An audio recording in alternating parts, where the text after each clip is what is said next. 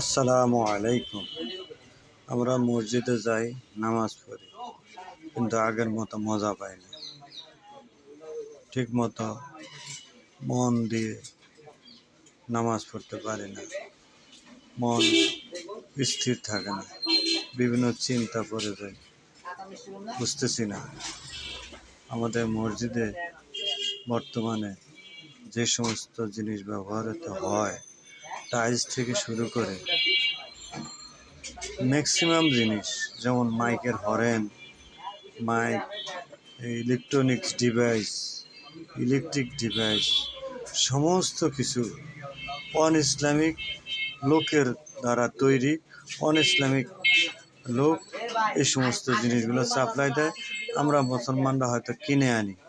কিন্তু ভেবে দেখা উচিত, আসলে আমাদের এই পবিত্র মসজিদকে পবিত্র করতে হলে আমাদের মুসলিম জাতিকে একটু স্বাবলম্বী হতে হবে। আমাদের মেল, কল কারখানা, ইন্ডাস্ট্রিয়াল সমস্ত কিছু তৈরি করার জন্য একজন শক্তিশালী মুসলিম নাগরিক এবং রাষ্ট্রের প্রয়োজন। ধন্যবাদ সকলকে।